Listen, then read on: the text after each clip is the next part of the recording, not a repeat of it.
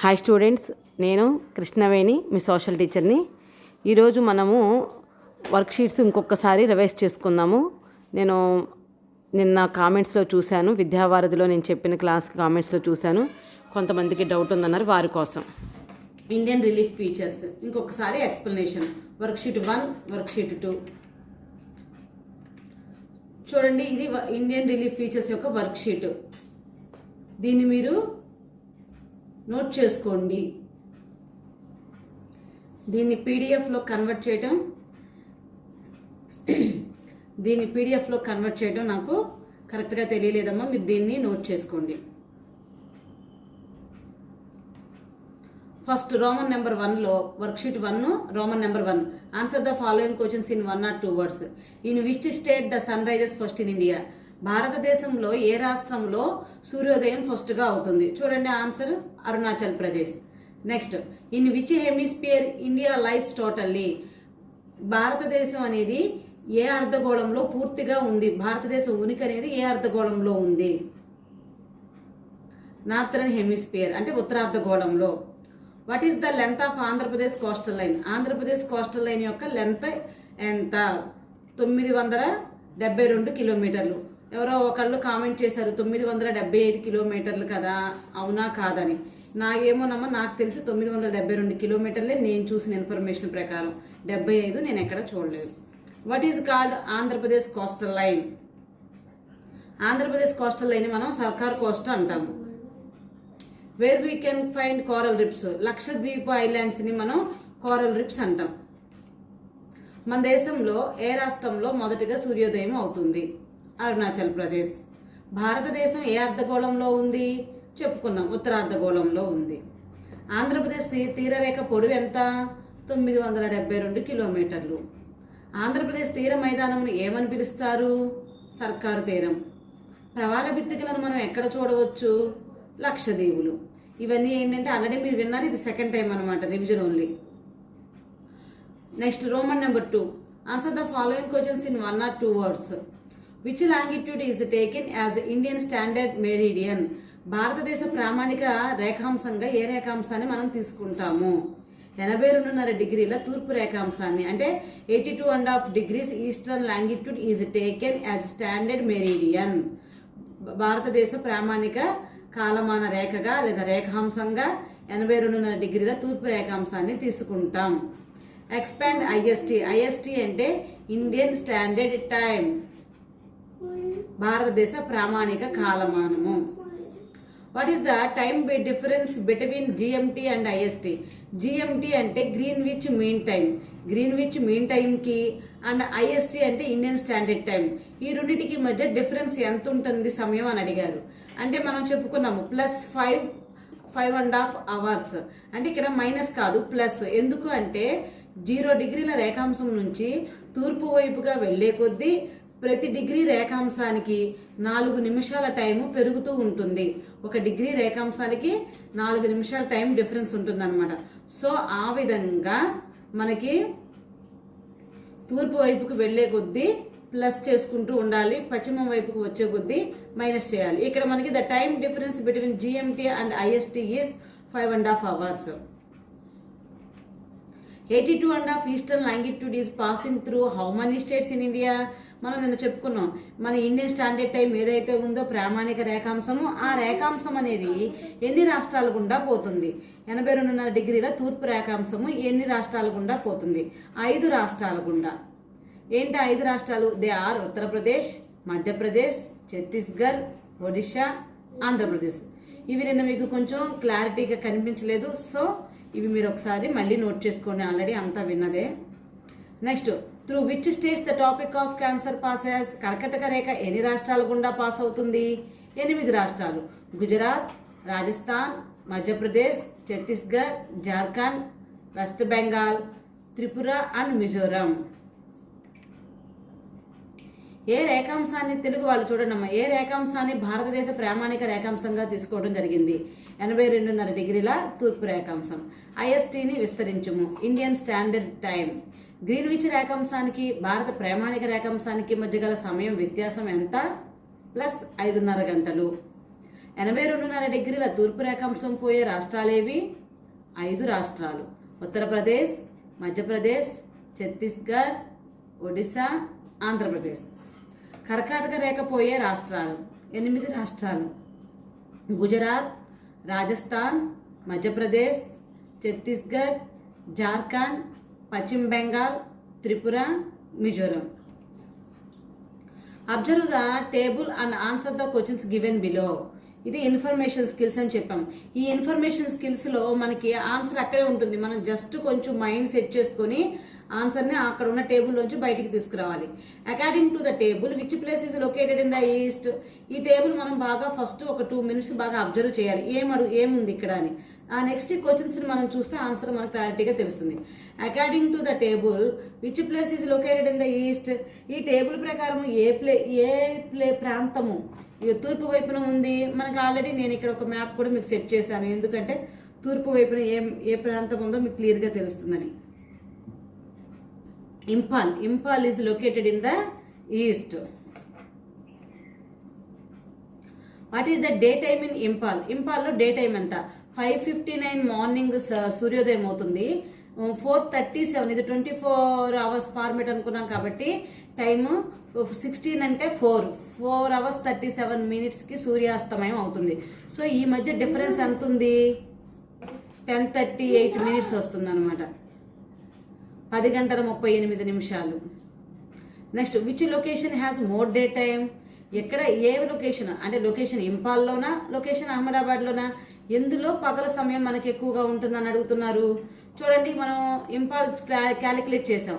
10:38 hours 10 hours 38 minutes వచ్చింది. అదేవిధంగా మనం అహ్మదాబాద్ను కూడా క్యాలిక్యులేట్ చేసాం అనుకోండి, 10 hours 45 minutes వస్తుంది. సో ఎక్కడలో మనకి డే టైం ఎక్కువగా ఉందనుకున్నాం? Ahmedabad. Why in Imphal the sunset అక్కడ్ అట్ 4:37 minutes PM. అంటే ఎందుకని ఇంపాల్లో సాయంత్రం అనేది తొందరగా 4:37 సూర్యాస్తమయం అయిపోతుంది? ఎందుకు సూర్యాస్తమయం తొందరగా అయిపోతుంది అని అడుగుతున్నాడు. 4:37 ఎందుకు అంటే మీరు ఇక్కడ ఈ టేబుల్ కనుక అబ్జర్వ్ చేసినట్లయితే ఇక్కడ January 5th మనకి సూర్యోదయం ఈ టేబుల్ అనేది January 5th రిలేటెడ్ డేట్గా ఇచ్చాడు. అంటే ఈ డేట్ ప్రకారం ఏంటి అంటే మనకి ఈ సమయంలో జనవరి నెల, డిసెంబరు, ఫిబ్రవరి ఈ టైంలో చలికాలం, వింటర్ సీజన్లో మనకి పగల సమయం చాలా తక్కువగా ఉంటుంది. ఇక్కడ అదే చెప్తున్నాడు చూడండి. The given information is related to January month. In January day time is very low. So January month సంబంధించిన సమాచారం కాబట్టి ఇది జనవరి నెలలో పగటి సమయం చాలా తక్కువగా ఉంటుంది.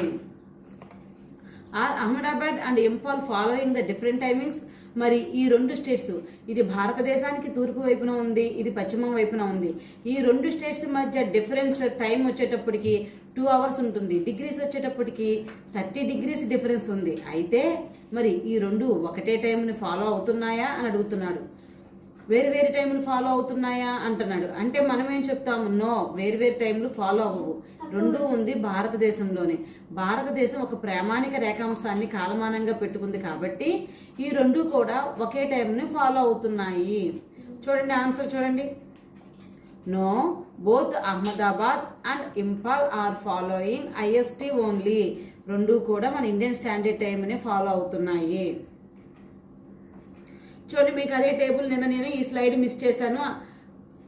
ఏముందిలే టేబులే కదా అనుకుని, సరే అది కూడా రాసుకోవడం కష్టంగా అనిపించిన వాళ్ళు ఇప్పుడు రాసుకున్నామా Telugu medium students. Observe the table and answer the questions given below. Information skill చూడండి. Date January 5th, location Imphal, location Ahmedabad, ఇదంతా మీకు తెలిసిందే. పైన ఇచ్చిన పట్టిక ప్రకారం ఏ ప్రాంతము తూర్పు వైపు ఉంది? ఏ ప్రాంతం తూర్పు వైపు ఉంది అనుకున్నాం? ఇంపాల్లో పగటి సమయం ఎంత? 10:38, 10:38 గంటలు. ఏ ప్రాంతంలో పగటి సమయం అధికం? అహ్మదాబాద్లో. ఇంపాల్లో సాయంత్రం 4:37 సూర్యాస్తమయం అవుతుంది. ఎందుకు? పైన ఇచ్చిన సమాచారం జనవరి నెలకు సంబంధించింది. జనవరి నెలలో పగటి సమయం చాలా తక్కువగా ఉంటుంది కాబట్టి ఇంపాల్లో సూర్యాస్తమయం అనేది చాలా తొందరగా అయ్యింది. అహ్మదాబాదు, ఇంపాలు వేరువేరు కాలమానాలను అనుసరిస్తున్నాయా? లేదు. 2 రాష్ట్రాలు కూడా భారతదేశ ప్రామాణిక కాలమానాన్ని అనుసరిస్తున్నాయి. ఇవన్నీ నిన్న మనకు అయిపోయింది కాబట్టి నేనేదో మీకు ఒక్కసారి రివైజ్ చేయడం కోసం స్పీడ్గా చెప్పేస్తాను. చూడండి. Observe the given map and fill the table given below. ఈ మ్యాప్ను మీరు అబ్జర్వ్ చేసి ఈ కింద ఇవ్వబడిన టేబుల్ని ఫిల్ చేయండి. నార్త్ ఈస్టర్న్ ఇండియా అంటే ఈశాన్య రాష్ట్రాలు అనమాట అవి. వాటిల్లో ఇక్కడ అసలు దేనికి సంబంధించి ఇచ్చారు? ఇవి హిమాలయ పర్వతాలు. హిమాలయ పర్వతాలు అనేవి జడపిన్ను వంపు తిరిగి మన అస్సాం దగ్గర నుంచి బ్రహ్మపుత్ర లోయ, అరుణాచల్ ప్రదేశ్ వైపు నుంచి ఇలా తిరిగి బ్రహ్మపుత్ర లోయ దగ్గర నుంచి ఇలా మన తూర్పు వైపుకు వ్యాపించి ఉన్నాయని చెప్పుకున్నాం. ఇలా వ్యాపించి ఉన్న ఈ హిమాలయ పర్వతాలని పూర్వాంచల్ పర్వత శ్రేణులు అంటారని, ఈ పూర్వాంచల్ పర్వతాల శ్రేణులకు కూడా స్థానికంగా కొన్ని పేర్లు ఉన్నాయని, అలా ఉన్న పేర్లే Patkai hills, Naga hills, Manipuri hills, Mizo hills. మరి ఈ స్థానికంగా ఉన్న ఈ పేర్లను ఏ ఏ రాష్ట్రాల్లో పిలుస్తారు? ఏ రాష్ట్రాల్లో పిలుస్తారు? పాట్కాయ్ హిల్స్ అని చెప్పి అరుణాచల్ ప్రదేశ్, నాగా హిల్స్ అని నాగాల్యాండ్, మణిపూరి హిల్స్ అని మణిపూర్, మిజో హిల్స్ అని మిజోరాం, కాశీ హిల్స్ అని మేఘాలయలో పిలుస్తారు. చూడండి, పాట్కాయ్ కొండలు అరుణాచల్ ప్రదేశ్, నాగా కొండలు నాగాల్యాండ్, మణిపురి కొండలు మణిపూర్, మిజో కొండలు మిజోరాం, కాశీ కొండలు మేఘాలయ. చూడండి, ఇది వర్క్షీట్ 2 ఇండియన్ రిలీఫ్ ఫీచర్స్లోనే మన ఫస్ట్ లెసన్ నుంచే వర్క్షీట్ 2. మీరు ఈ స్లైడ్స్ వచ్చినప్పుడు కొంచెం స్క్రీన్ షాట్ చేసి పెట్టుకోండి. కొంచెం జూమ్ తగ్గిస్తే మీకు క్లారిటీగానే కనిపిస్తాయి. అందులో వర్క్షీట్ 2లో Roman number 1, answer the following questions. Identify the correct statement. Himalayan rivers have a perennial flow. Himalayan rivers are fed by the glaciers. ఇక్కడ మనకి 2 sentences, 2 వాక్యాలు ఇచ్చారు, 2 sentences. First one, Himalaya reverse have a perineal flow. హిమాలయాలు ఎప్పుడు కూడా జీవనదుల్లా ప్రవహిస్తూ ఉంటాయి అంటున్నాడు. నెక్స్ట్, ఆ ప్రవహించేది ఆ గ్లేషియర్స్ నుంచి కరిగొచ్చే మంచు వల్ల ప్రవహిస్తున్నాయి అంటున్నాడు. మరి మనకు చూస్తే 2 ఆన్సర్లు కరెక్ట్ లాగానే ఉన్నాయి కాబట్టి కింద ఆప్షన్స్ చూద్దాం. Both are correct, both are incorrect, only 1 is correct, only 2 is correct అన్నాడు. సో మనకి 2 ఆన్సర్స్ కరెక్టే కాబట్టి both are correct is the correct answer. Next, the famous Kullu and Kangra valleys are in this region. మనం Kullu Kangra Kashmir valleys అని మనం ఎక్కడ చూసాము? కులు కాంగ్రా కాశ్మీర్ వ్యాలీస్తో పాటు మహాభారత్, పీర్పంజల్ పర్వత శ్రేణులు, అదేవిధంగా సిమ్లా, ముసోరి, నైనటాల్, రాణికేట్ వంటి వేసవి విడుదల కేంద్రాలు ఇవన్నీ కూడా మనకి హిమాచల్ పర్వత శ్రేణుల్లోనే ఉంటాయి. హిమాచల్ పర్వత శ్రేణులు అంటే lesser Himalayas. Which of the following is a pearl island. పగడాల దీవులని వేటిని అంటారు? లక్షద్వీపుల్ని మనం పగడాల దీవులు, ప్రవాళ బిత్తికల దీవులు, కోరల్ రిప్స్ అని మనం పిలుస్తూ ఉంటాం. Famous hill station Ooty is in dash hills. Famous hill station Ooty, మనకు దగ్గరలో ఉన్న హిల్ స్టేషన్ ఊటీ అనేది ఎక్కడ ఉంది? అవి నీలగిరి హిల్స్లో ఉంది Ooty. The largest delta in the world is Sundarban delta. Ganga Brahmaputra నదుల యొక్క డెల్టా పశ్చిమ బెంగాల్లో ఉంది. దాన్నే సుందర్బన్స్ డెల్టా అంటారు. అది మనకి ప్రపంచంలోనే అతి పెద్దదైన డెల్టా. సరైన వాక్యాన్ని గుర్తించండి. తెలుగు మీడియం వాళ్ళు నోట్ చేసుకున్నామా? హిమాలయ నదులను జీవనదులు, మంచు కరగటం వల్ల హిమాలయ నదాలు ప్రవహిస్తున్నాయి. 2 కూడా సరైన వాక్యాలే. ప్రఖ్యాతిగాంచిన కులు కాంగ్రా లోయలు ఈ ప్రాంతంలో ఉన్నాయి. హిమాచల్ పర్వత శ్రేణుల ప్రాంతాల్లో ఉన్నాయి. పగడపు దీవులు ఏవి? లక్షద్వీపులు.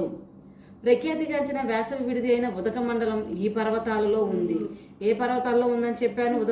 ఉదక మండలము అంటే ఊటీ. ఏ పర్వతాల్లో ఉంది? నీలగిరి పర్వతాలలో. ప్రపంచంలోనే అతిపెద్దదైన డెల్టా ఏది? గంగా నది డెల్టా అని రాస్తాను నేను. గంగా నది డెల్టా అయినా, బ్రహ్మపుత్ర నది డెల్టా అయినా ఒక్కటే, ఈ 2 కలిపిందే సుందర్బన్ డెల్టా. ఇక్కడ మీరు కొంచెం కరెక్ట్ చేసుకోండి. Answer the following questions in 1 or 2 sentences. Define the term Terai. Terai అనగానేమి? Swampy and marshy region is called Terai. అంటే చిత్తడి నేలలను టెరాయ్ అంటారు.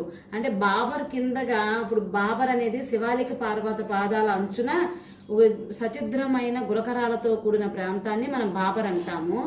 ఆ బాబర్కి కింద వైపున, దక్షిణం వైపున కొంచెం చిత్తడి నేలలు ఉంటాయి. అవి ఎలా వచ్చినాయి అంటే బాబర్ కింద నుంచి వాగులు నదులు ప్రవహించి అవి మళ్ళీ తిరిగి బయటగా ప్రవహిస్తాయి అన్నమాట, కొంచెం కిందకి వెళ్లే కొద్దీ. ఆ ప్లేస్ని, ఆ చిత్తడి నేలలు ఏవైతే ఉన్నాయో వాటిని టెరాయ్ అంటారు. దాన్నే swampy and marshy region called Terai. Name the famous hill stations in Himalayas. Himalaya పర్వతాలలో ఉన్న వేసవి విడుద కేంద్రాలు, ఫేమస్ హిల్ స్టేషన్స్ ఏవి అని అడుగుతున్నారు. చూడండి, ముసోరి, సిమ్లా, ముసోరి, నైనటాల్, రాణికేట్ ఇవన్నీ కూడా famous hill stations in Himalayas. Himalaya పర్వతాలలో ఉన్న వేసవి విడుద కేంద్రాలు.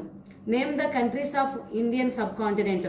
భారతదేశాన్ని ఉపఖండం అన్నారు. ఎందుకన్నారంటే అనేక రకాల వైవిధ్యమైన సంస్కృతి, సాంప్రదాయాలు, భాషలు, మతాలు అన్నీ ఉన్నాయి. అదేవిధంగా అనేక రకాల నేలలు ఉన్నాయి. అదేవిధంగా భారతదేశం జనాభా పరంగా 2వ ప్లేస్లో, అదేవిధంగా భారతదేశము విస్తీర్ణంలో 7వ స్థానంలో ఉండి ఎక్కువ విస్తీర్ణం కలిగి ఉంది కాబట్టి భారతదేశాన్ని ఉపఖండం అన్నారు. అయితే ఇది ఒక్క భారతదేశమే కాకుండా ఇందులో కొన్ని దేశాలు కలిపితే దాన్ని ఉపఖండం అంటున్నారు. ఆ దేశాలు ఏవో చూద్దాం మనం. ఇండియా, పాకిస్తాన్, బంగ్లాదేశ్, నేపాల్, భూటాన్, శ్రీలంక అండ్ మాల్దీవ్స్ ఇవన్నీ కూడా భారతదేశ ఉపఖండంలో ఉన్న sub continent. The countries of sub continent, Indian sub continent. Next, the Himalayas do not extend into which of the following states. మన హిమాలయ పర్వతాలు ఈ కింది ఉన్న ఏ రాష్ట్రాల్లో విస్తరించలేవు అని అడుగుతున్నాడు. మధ్యప్రదేశ్, ఉత్తరప్రదేశ్, సిక్కిం, హర్యానా, పంజాబ్, ఉత్తరాంచల్. ఇక్కడ మనకి మధ్యప్రదేశ్లో హిమాలయ పర్వతాలు ఉండవు. అదేవిధంగా హర్యానాలో కూడా హిమాలయ పర్వతాలు అనేవి వ్యాపించి ఉండవు. The Himalayas do not extend into the following states. Madhya Pradesh, Haryana. టెరాయిని నిర్వచించుము. చిన్న నదులు, వాగులు బాబర్ కింద నుండి ప్రవహించి కింది ప్రాంతంలో తిరిగి మళ్ళీ బయటకు ప్రవహిస్తాయి. దీనివల్ల చిత్తడి నేలలు ఏర్పడతాయి. ఆ చిత్తడి నేలలు ఏవైతే ఉన్నాయో వాటినే టెరాయ్ అంటారు. హిమాలయాల్లో ప్రఖ్యాతిగాంచిన వేసవి విడుదల కేంద్రాలు ఏవి? సిమ్లా, ముసోరి, నైనటాల్, రాణికేత్. ఇవన్నీ కూడా మనకి హిమాలయ పర్వత శ్రేణుల్లో ఉన్న ప్రఖ్యాతి వేసవి విడుదల కేంద్రాలు. భారతదేశ ఉపఖండంలోని దేశాలు ఏవి? మనం చెప్పుకున్నాం. భారతదేశం, పాకిస్తాన్, నేపాల్, భూటాన్, బంగ్లాదేశ్, శ్రీలంక మరియు మాల్దీవులు. ఈ క్రింది ఏ రాష్ట్రాలలో హిమాలయ పర్వతాలు విస్తరించి లేవు? ఏ ప్రాంతాల్లో లేవు? ఏ రాష్ట్రాల్లో లేవనుకున్నాం మనం? మధ్యప్రదేశ్, హర్యానా. కోరల్ రిప్స్, ప్రవాల బిత్తికలు అనగానేమి? కొన్ని రకాల సముద్ర జీవుల యొక్క అవశేషాలతో ఏర్పడిన రంగు రాళ్లనే మనం ప్రవాల బిత్తికలు అంటాం. కోరల్ రిప్స్ అంటే అవి ఒక రంగు రాళ్ళు లాగా ఉంటాయి. సముద్రం అడుగు భాగాల్లో ఉండి మనకి అలా కలర్ఫుల్గా కనిపిస్తూ ఉంటాయి. అలా ఏర్పడినవే మన లక్షద్వీపులు. అయితే అవి ఏ విధంగా ఏర్పడినాయి అంటే సముద్ర జీవుల యొక్క అవశేషాలతో ఏర్పడినాయి అన్నమాట. What are coral reefs? Coral reefs అంటే మనం ఏమనుకున్నాము? The large underwater structures composed of the skeletons of corals which are sea animals. సముద్ర జీవుల యొక్క స్కెల్టన్స్ అంటే ఈ అవశేషాలతో కంపోజ్ చేయబడి ఉన్న ఏవైతే ఉన్నాయో అండర్ వాటర్ అంటే వాటర్ కింద ఉన్న ఈ స్ట్రక్చర్స్ ఏమైతే ఉన్నాయో వాటిని కోరల్ రిప్స్ అంటారు. Observe the picture, identify it and right a few lines an it. మనం చెప్పుకున్నాము ఈ పిక్చర్ నిన్న మనం. హిమాచల్ పర్వత శ్రేణులకి అదేవిధంగా శివాలిక్ పర్వత శ్రేణులకు మధ్యలో ఉన్న లోతైన లోయల్ని ఏమంటాం అనుకున్నాం? డూన్ అంటాం. మరి డూన్లు కూడా మనం కొన్ని చూసాము. ఏం డూన్లు అవి? డెహ్రాడూన్, పాట్లీడూన్, కోట్లీడూన్. చూడండి answer. A narrow longitudinal flat bottomed strike valleys between the Himachal and the Shivaliks are called Duns. The permanent Duns are Dehradun, Kotlidun and Patlidun. Dun అనగానేమి? ఉదాహరణలు. నిమ్న హిమాలయాలకు శివాలిక్ శ్రేణులకు మధ్య ఉండే లోయలను స్థానికంగా డూన్ అంటారు. ఉదాహరణ డెహ్రాడూన్, కోట్లీడూన్, పాట్లీడూన్ మొదలైనవి. Next, observe the given map and fill the table given below. ఇక్కడ ఇచ్చిన మ్యాప్ను మీరు చూసి ఈ కింద ఇచ్చిన టేబుల్ని ఫిల్ చేయమన్నాడు. కొంకన్ కోస్ట్ ఏ రాష్ట్రంలో ఉంది? ముందు మీరు ఇండియా మ్యాప్ని పొలిటికల్ మ్యాప్ని కరెక్ట్గా పెట్టడం నేర్చుకోండి. ఇది తమిళనాడు, ఆంధ్రప్రదేశ్, తెలంగాణ, కర్ణాటక, కేరళ, మహారాష్ట్ర, గోవా, అదేవిధంగా ఒడిశా, ఇది మనకి జార్ఖండ్. ఇవన్నీ కూడా మనకి రాష్ట్రాలన్నీ కూడా. మధ్యప్రదేశ్ ఈ రాష్ట్రాలన్నీ కూడా మనకి పొలిటికల్ మ్యాప్ తెలిస్తే ఈ ఏ తీర ప్రాంతాలు ఉన్నాయనే మనకు తెలుస్తుంది. కొంకన్ కోస్ట్ ఏ రాష్ట్రంలో ఉంది మీరు చెప్పండి, ఇది ఏ రాష్ట్రము? మహారాష్ట్ర, గోవా. కొంకన్ కోస్ట్ మహారాష్ట్ర, గోవా. నెక్స్ట్ కర్ణాటక ఉంది. అక్కడ కర్ణాటకకు ఉన్న తీర ప్రాంతం ఏది? ఇది మనకి కర్ణాటక రాష్ట్రం. దీని పక్కన ఉన్న తీర ప్రాంతం ఏది? కెనరా కోస్ట్. అదేవిధంగా ఇది మనకి కేరళ రాష్ట్రం. కేరళ రాష్ట్రం దగ్గర ఉన్న కోస్టల్ తీరం ఏది? మలబార్. ఈ రాష్ట్రము తమిళనాడు. తమిళనాడు దగ్గర ఉన్న కోస్టల్ తీరం ఏది? మనకి కోరమండల్ కోస్ట్. ఈ రాష్ట్రం వచ్చేటప్పటికి మనకి ఆంధ్రప్రదేశ్ కోస్టల్ లైన్ సర్కార్ కోస్ట్. ఒడిశాకి ఉత్కల్ కోస్ట్. ఈ విధంగా మనకి తీర ప్రాంతాలు అనేవి ఉన్నాయన్నమాట. తూర్పు వైపున 3 తీర ప్రాంతాలు, అదేవిధంగా పశ్చిమ వైపున 3 తీర ప్రాంతాలు ఉన్నాయి. ఇది మీకు కంపల్సరీ అడిగే ప్రశ్న. రాష్ట్రము తీర ప్రాంతం. మహారాష్ట్ర మరియు గోవా కొంకన్ తీరం అంటారు. కర్ణాటక కెనరా తీరం అంటారు. కేరళ మలబార్ తీరం. తమిళనాడు కోరమండల్ తీరం. ఆంధ్రప్రదేశ్ సర్కార్ తీరం. ఒడిశా ఉత్కల్ తీరం. ఓకే స్టూడెంట్స్, అయితే ఇవన్నీ నిన్న మనకి విద్యావారధి ప్రోగ్రాంలో అయిపోయింది. అయితే అక్కడ సమయభావం అనుకున్నాం, కానీ ఇప్పుడు ఇలా ఓన్గా ఆల్రెడీ మీరు చూసిన వీడియోని మళ్ళీ చూడాలన్నా మీకు బోరు. సో ఇక్కడ నేను ఫాస్ట్గానే లాగించాను. అయితే మీరు స్లైడ్స్ని నేను ఇంకా యాడ్ చేసిన స్లైడ్స్ కానీ మీకు ఇంకా కొంచెం క్లారిటీగా యానిమేషన్ లేకుండా పెట్టాను. దీని ద్వారా మీరు స్క్రీన్ షాట్ చేసుకొని ఇంకా రాసుకుని వాళ్ళు ఎవరైనా ఉంటే రాసుకోండి. ఓకే, మీకు మరిన్ని 10th క్లాస్ వీడియోస్ నన్ను చాలామంది అడుగుతున్నారు. ఆ మెసేజ్లు చూసాను నేను, కామెంట్స్. అయితే మీరే చెప్పండి లెసన్స్ అని. అక్కడ చెప్పడం నాకు పాసిబుల్ అయినా అవ్వకపోయినా నా యూట్యూబ్ ఛానల్ ద్వారా మీకు లెసన్ చెప్పడానికి నేను నా వంతు ప్రయత్నం చేస్తాను. సో మీ అందరూ కూడా ఛానల్ సబ్స్క్రైబ్ చేసుకుంటే నేను మీకు లెసన్ ఎక్స్ప్లెయిన్ చేయగలుగుతాను. Okay, thank you.